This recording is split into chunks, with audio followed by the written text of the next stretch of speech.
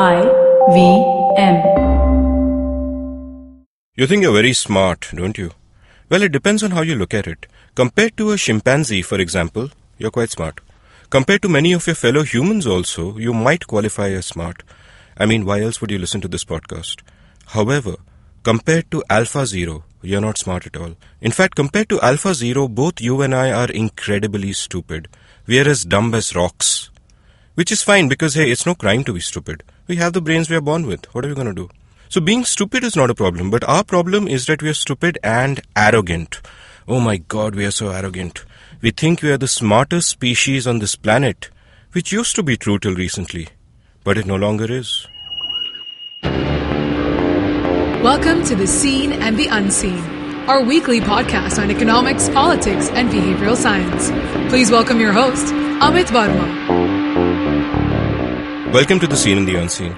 Before we get into today's episode, a brief note from our sponsor for this episode.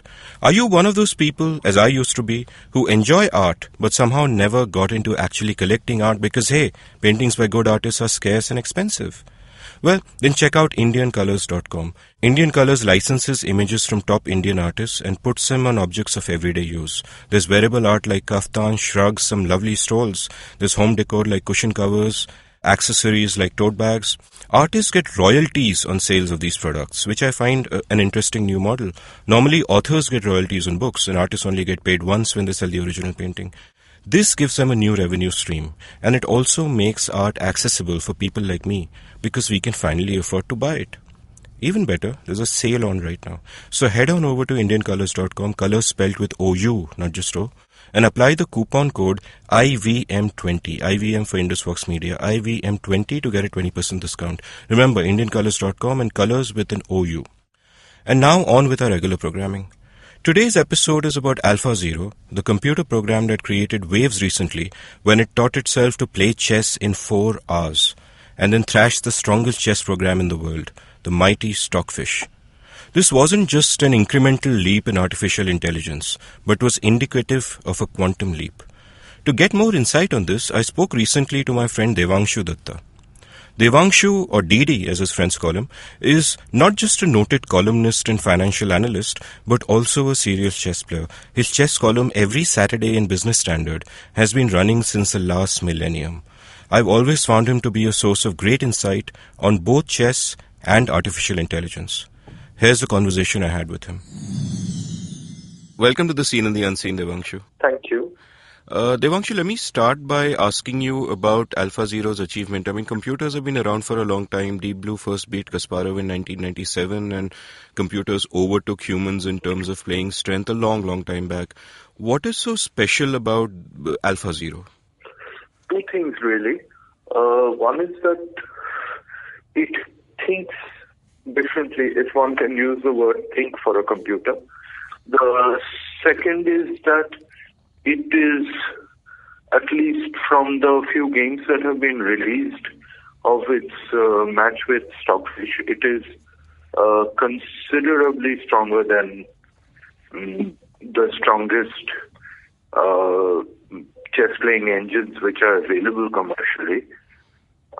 It is also the third thing, which is, of course, one is taking on trust, is that it taught itself, and it taught itself very quickly how to play chess. Can you tell me a little bit about how computers before Alpha Zero and all the decades past approached chess and what the artificial intelligence to figuring out chess was? From the 90s onwards, when you know Moore's law that processors essentially double in strength every 3 years or so. From the 90s onwards, computers have essentially worked on the brute force principle. You look at every possible move in a position. You look at every possible response to that move. You carry on doing this to the kind of depth that time and the processing power allows you. And you come to an evaluation of what you think is the best move. I'm using the word you and think very loosely here, obviously. From the 2000s, what happened was that people figured out how to get computers to evaluate positions more efficiently.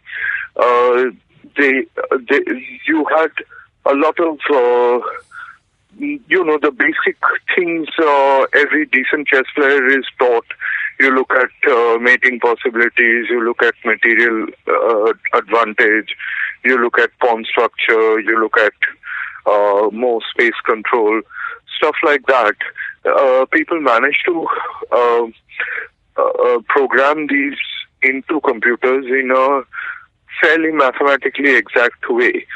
So the computer had these benchmarks for rules for evaluating positions, and you also had a lot of very clever techniques used to prune the search process, because the problem with chess, of course, is that it involves a huge number of possibilities. So the deeper you go, the more and more the possibilities expand.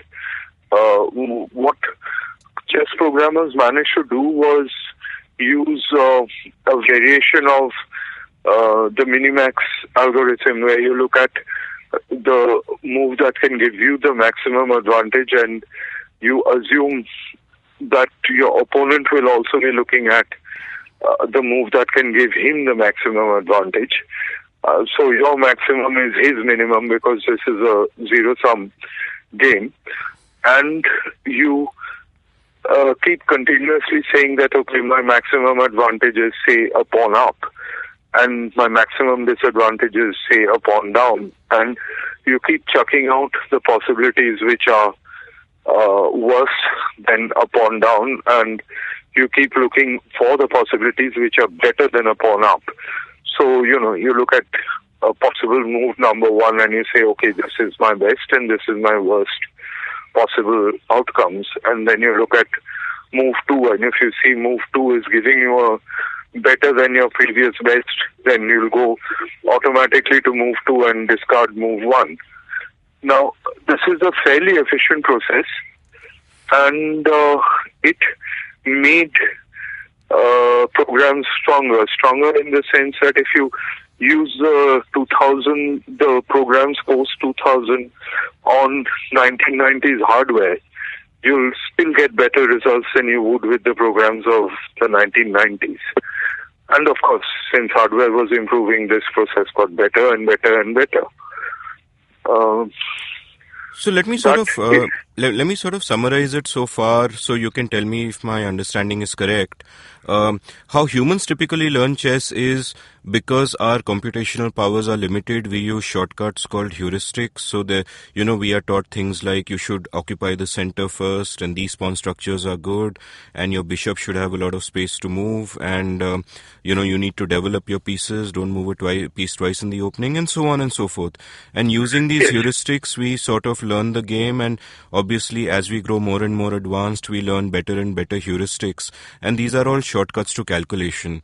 Now, computers, theoretically, you'd imagine, would, given processing power, would just need to know the rules, and they'd use brute force, and they'd see through every move and solve the game. But what you're saying is this is not exactly what happened. How they instead evolved was they got a lot of brute force to do enormous amounts of calculation completely, but the game wasn't solved per se, and different programs evolved in different ways depending on heuristics that were fed to them, which were a combination of the heuristics humans learnt about chess, and therefore those biases, if they were at all, also got fed into the system, and were also specific heuristics which allowed it to prune down decision trees and satisfy, I don't know if that's a correct word in this context, but just keep taking better decisions like that. Is that broadly accurate, what I just summed up?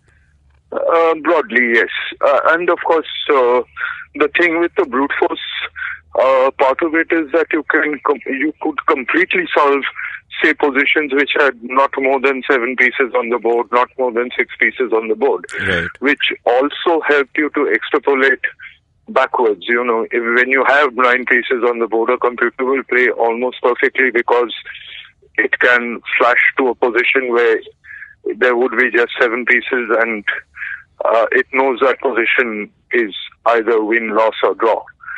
So, yes, you worked out But essentially this was human beings teaching computers to think like computers, but with an enormous amount of processing power thrown in, and hence being able to calculate in far greater depth.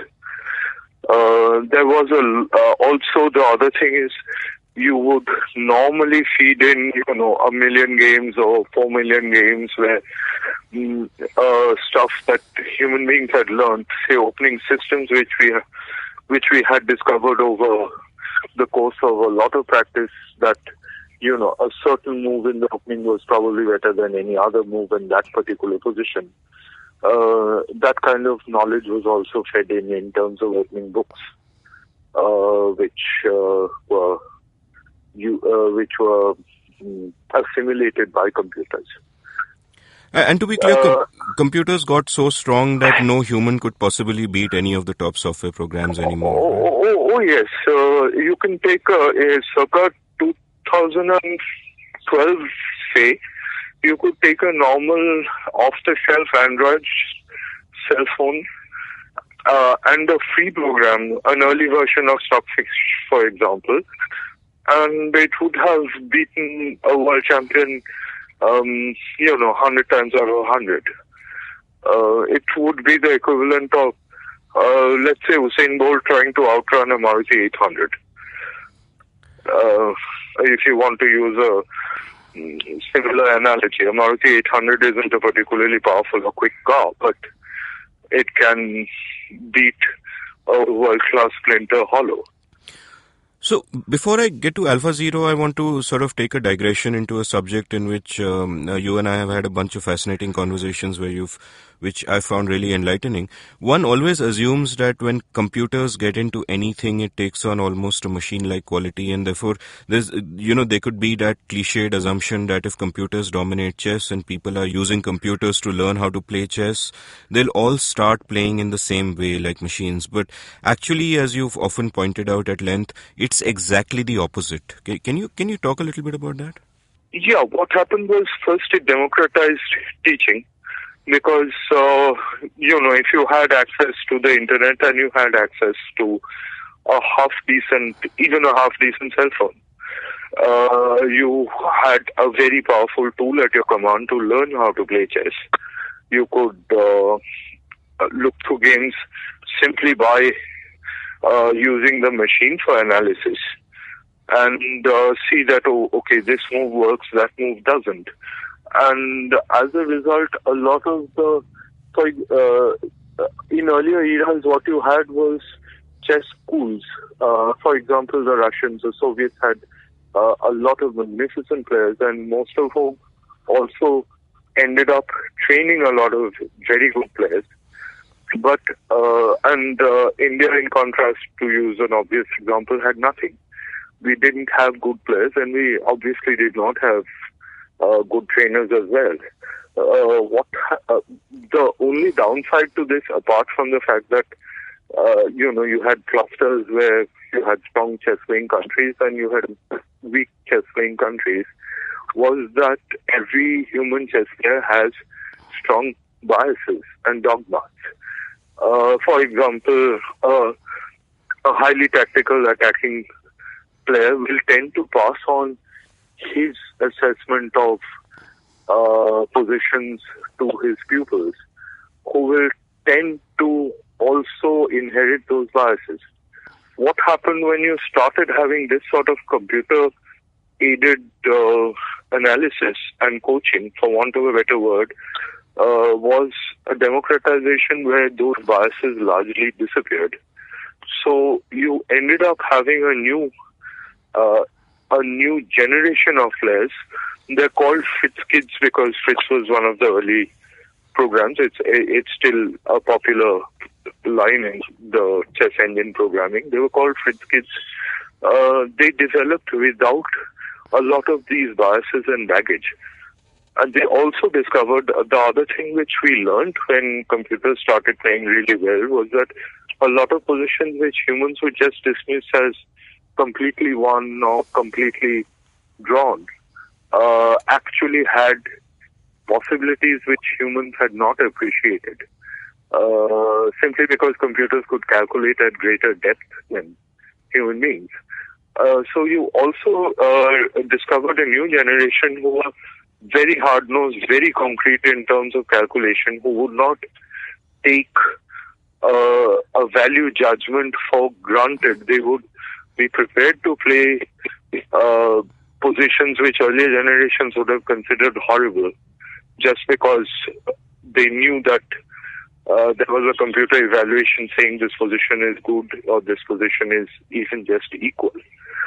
So, yes, you had an enormous variation in terms of style, and a lot of modern players who play in ways which would earlier have been unclassifiable. The other thing, of course, being that you have 24/7 online forums where you can play chess with good players at any given point of the day or night, which is comfortable for you, and it doesn't matter where you're sitting. So again, you had, if you like, the 10,000 hours worth of practice which an earlier generation would have had to develop over 5 years of trying to play a few tournaments, etc., here and there. You had that for a new generation that was being crammed into a much shorter actual space of time. Hence, you also had prodigies who, at the age of 13, 14, were developing a huge amount of skill and who had styles and techniques which were completely different from earlier generations. One thing I find interesting here is not just that the variation of play has gone up among human players, but, and something that, seen as a correspondence player is that you often told me is that even the machines have different styles and play differently because they've kind of evolved in different directions. Yes, this has also happened, for example, and it's something which you use, particularly in correspondence and in analysis. There's you sort of use a shorthand that you say that, okay, this is the kind of position I would like to analyze with Junior, because Junior is a highly tactical engine. And this is the kind of position I would like to analyze with Komodo, because Komodo is a very positional engine which looks for long-term static advantages. And yes, you also have variations actually in terms of number crunching, in that certain engines are designed to be brute force number crunchers to a maximal degree. Others tend to make the evaluations faster. So again, if you're doing an analysis in a limited period of time, you would use a certain engine, and you would use, you would keep switching engines when you're looking for a human understanding of a position. That is, you want to come to a conclusion that is this position something I can make sense of. And of course, really good players tend to also adapt engines to finding positions that they like and that their opponents might be uncomfortable with. Say someone like Aronian or Carlsen is not necessarily looking for an outright concrete advantage when he's analyzing with a computer. Aronian is looking for a position which he thinks Carlsen is not going to be comfortable in, and vice versa. So you have these little variations which can actually be quite important from a practical player's point of view. Yes, that has certainly happened. And despite the fact that the existing computer engines or programs are different from each other, AlphaZero just seems to be a whole quantum leap ahead, and one of the ways in which that is so is that it doesn't even really seem to be using brute force. Instead, it seemed to have worked out its own set of heuristics, some of which are very at odds with what we humans have traditionally been taught. I think one of the problems here is that until and unless DeepMind ever releases logs of those games, and ideally logs of all 100 games which it played with Stockfish, you won't know for certain what its evaluations were. Because, if you have the log, then on a move-by-move basis, this is how it rated. Let's say it's 19 possible moves and 26 possible responses its opponent might have had. But yes, it runs slower in the sense that it seems to process far fewer positions per second. They're saying the DeepMind says that it processes about 80,000 positions per second, which is, orders of magnitude less than modern engines such as Stockfish processes millions of positions per second. Even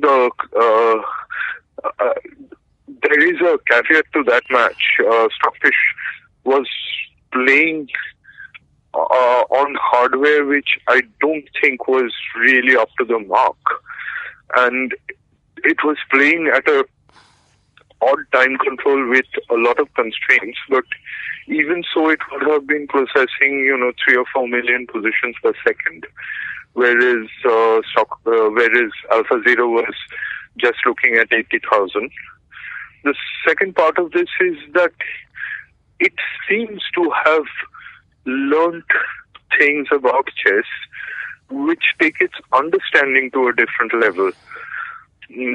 When you're looking at a computer analysis of a position, even when a computer finds a shockingly good or surprising move, it tends to be something which is tactically beyond your thinking horizon, in the sense that it is seeing a combination which is 10 moves deep, whereas as a human being, your calculating ability simply doesn't go that deep. In AlphaZero's case, what it seems to have, at least in the 10 games that were released, what it seems to have found is positional evaluations where it's giving material for what is apparently very nebulous compensation, but you go deeper and deeper, and there is a point at which you realize that no, there is very strong compensation, but it is not tactical. It is not as though you're finding 3 sacrifices in a row and forcing mate. It is more like you're strangling your opponent with slowly depriving him of moves. Him, again, is the wrong word to use, but you're slowly depriving your opponent of possible moves, and it is difficult to understand at that level. It's the kind of chess which you can imagine someone like Anatoly Karpov playing if Karpov could analyze 80,000 moves per second. And it seems to be an understanding which is well beyond the human. It's not based on concrete calculation in that sense. So on the one hand, it's not based on concrete calculations which other computers would excel at. At the same time, it's not based on heuristics which humans can even understand. So it's just, I'm reminded of a quote on chess.com by Peter Hein Nelson, who is Magnus Carlsen's second and earlier used to work with Anand. And he said that I've always wondered how aliens would play chess if a race of superior aliens came onto Earth and played. And now I think I know, which kind of reveals a sort of awe with all of us who play chess kind of looked at these games. I have 2 questions for you now. One really small, and you need not spend much time on it, which are what are the implications of this for chess itself? And the second deeper one is, what are the implications of this for AI and human life in general, the way we are going?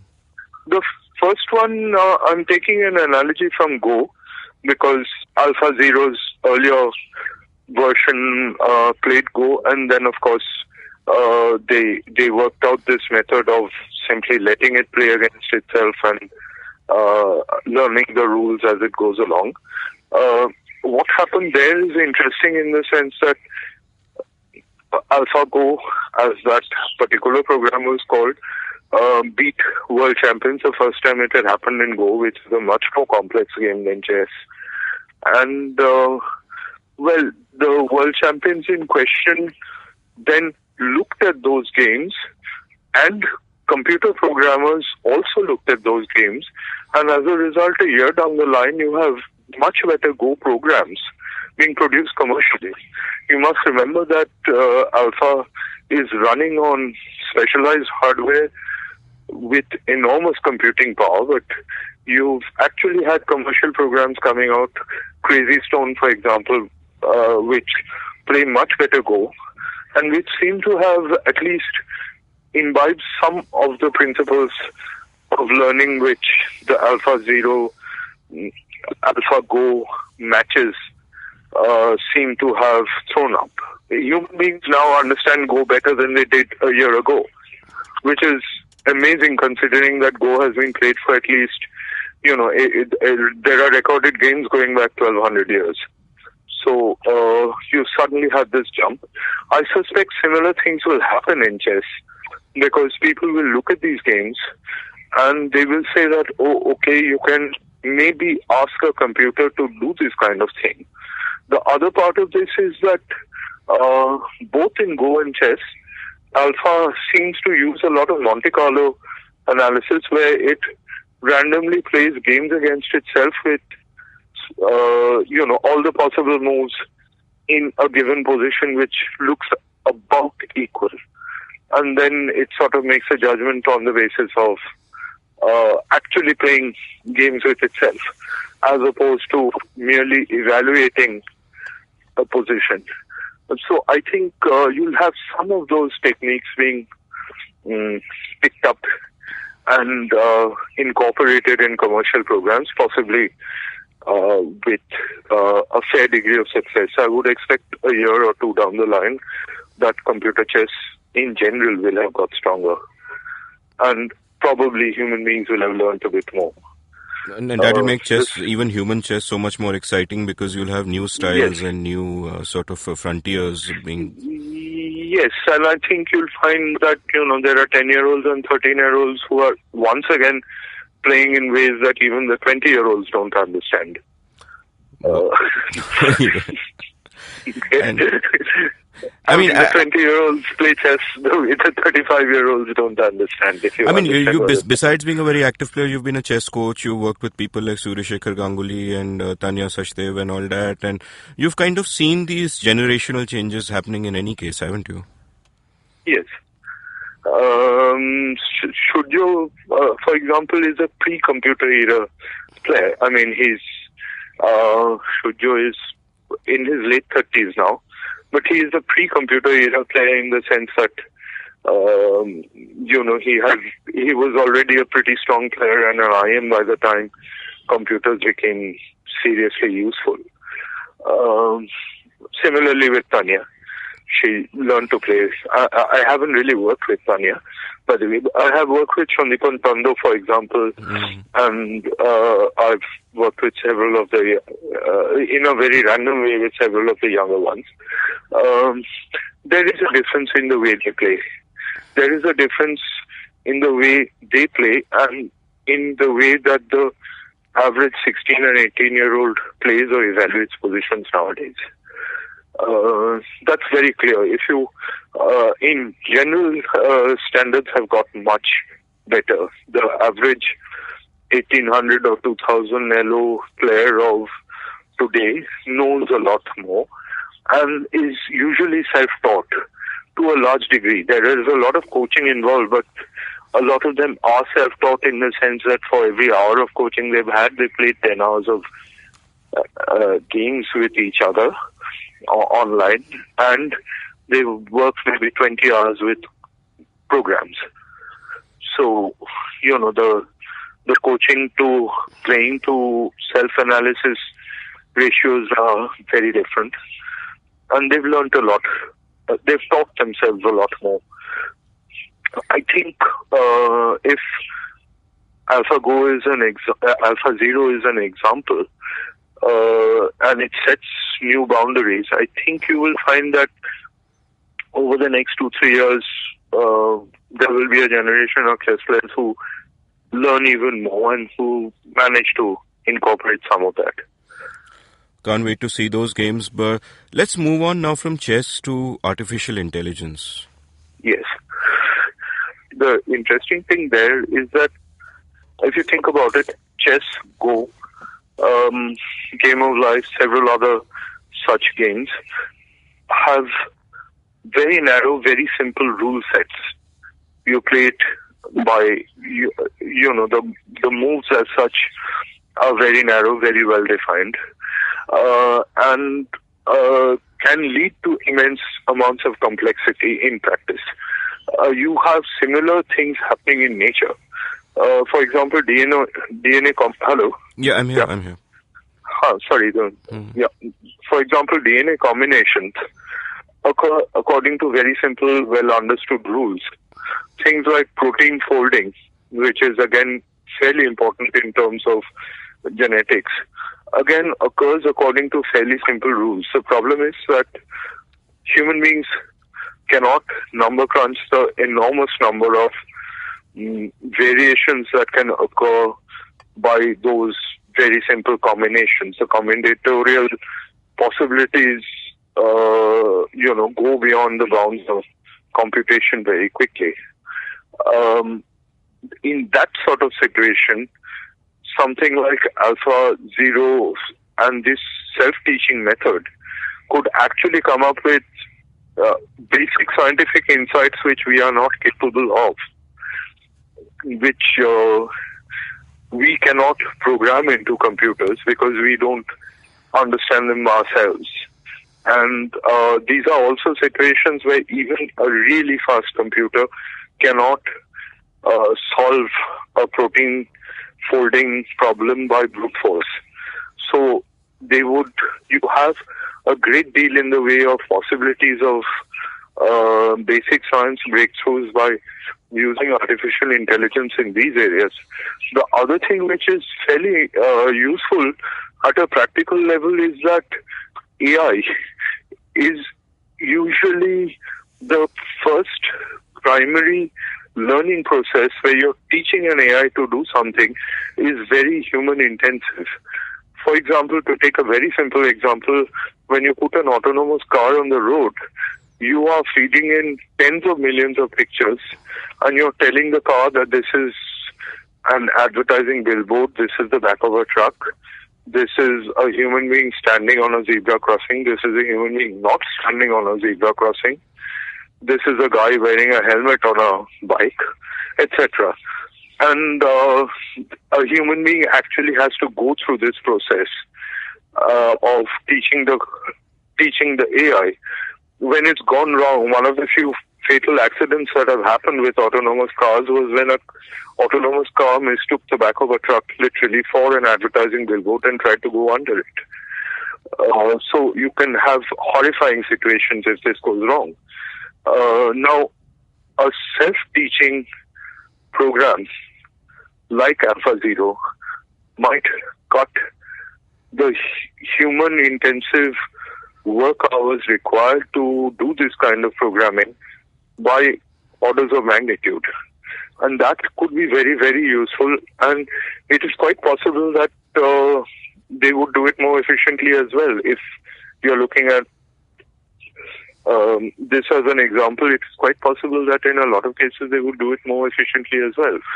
If, for example, landing a spacecraft on Mars or the Moon is completely autonomous, it has to be because you can't, you're 7 seconds away, I think, from the Moon in terms of radio communication, and you're more than an hour away from Mars, I think, if Mars is not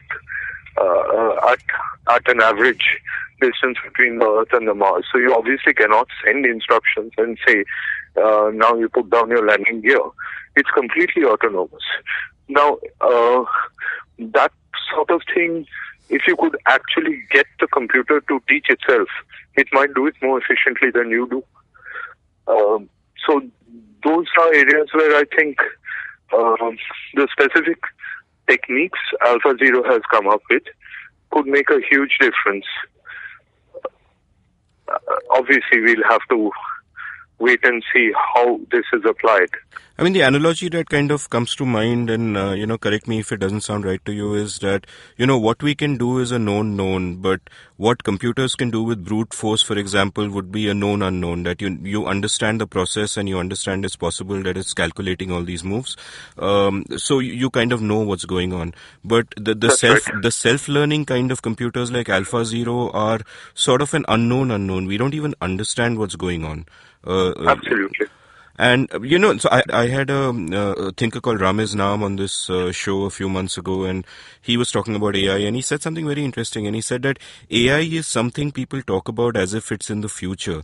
Whenever what was AI yesterday actually becomes part of your life, you stop calling it AI. For example, our smartphones are basically the science fiction of 1990.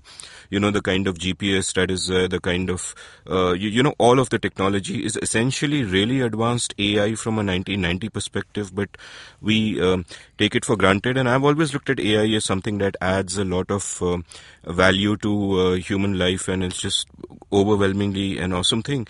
But there's a lot of alarmism recently, and some of it actually comes from the self-learning nature of some of these machines and programs, where people have been speculating about how these self-learning programs, so to say, could develop a consciousness and even wipe us out, so on and so forth. And how justified do you think is that kind of alarmism?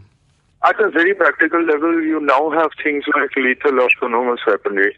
For example, you have the Israeli Iron Dome, which stops rocket attacks into Israel, is an autonomous system. If it sees rather that there is airborne object approaching at a certain speed, it will launch its rockets to knock that out of the sky. Drones use something similar to protect army bases in Afghanistan at a narrower level.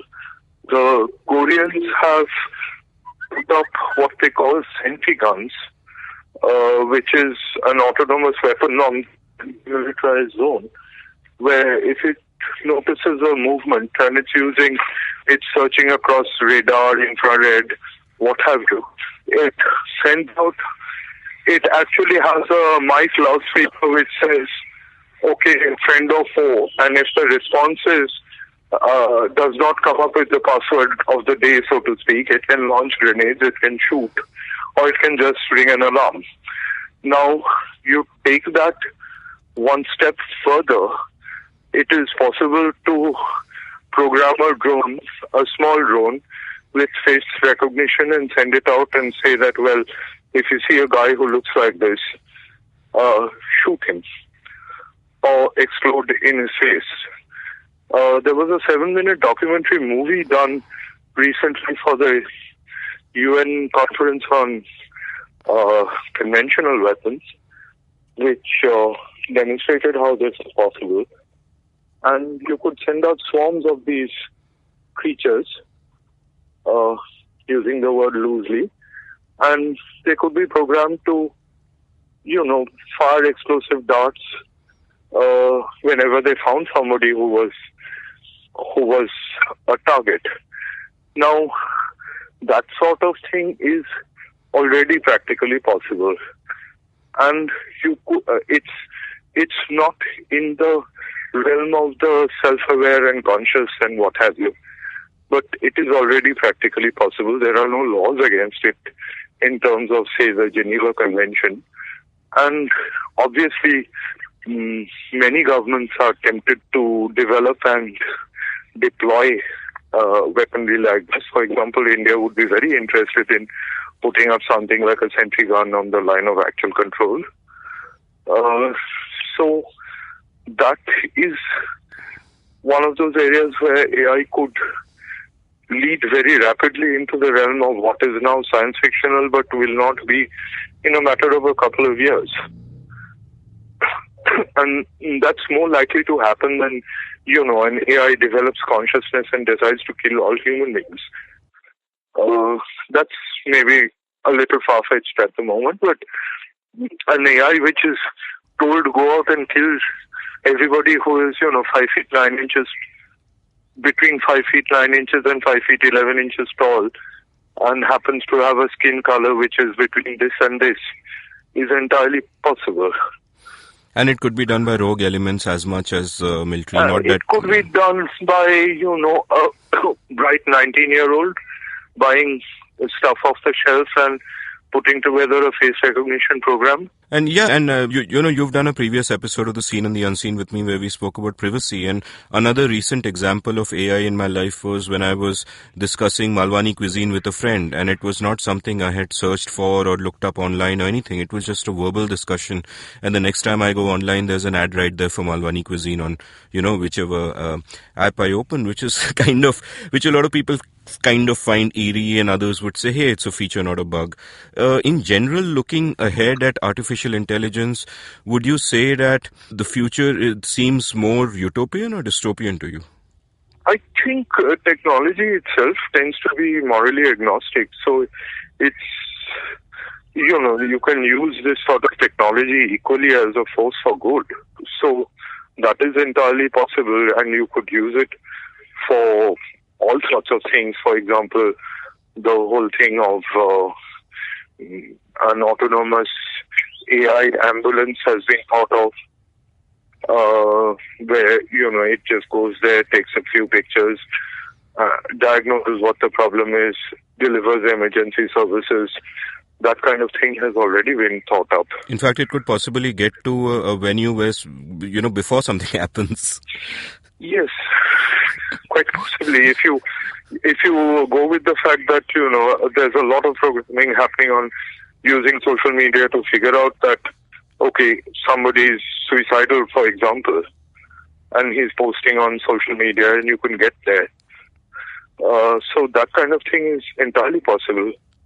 Yeah, in fact, for those who say there's no free will, then everything just becomes a data crunching exercise. Devangshu, thanks so much for coming on the show. I had a great time talking to you. You're welcome. If you enjoyed this show, do follow Devangshu on Twitter at Devangshu Datta. That's DEVANGSHUDATTA. You can follow me on Twitter at Amit Varma, AMITVARMA. Also follow IVM Podcasts for a bunch of other great podcasts on Facebook and Twitter. And for past episodes of The Seen and the Unseen, just head on over to seenunseen.in. Have a great week.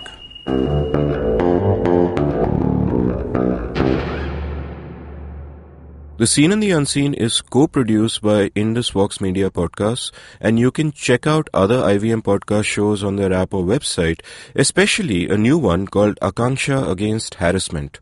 Hosted by Akansha Srivastava, this show discusses cybercrimes and how to make the internet a safe place.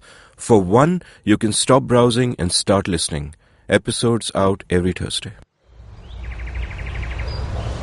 He bends down to test the warm water for his bath. He comes here to quench his thirst for a hot shower and some podcasts. You can witness how he enjoys having other people talk about cool stuff in his bathroom. Indeed, it helps him with his loneliness. You can find more of his pieces on ivmpodcast.com, your one-stop destination where you can check out the coolest Indian podcasts.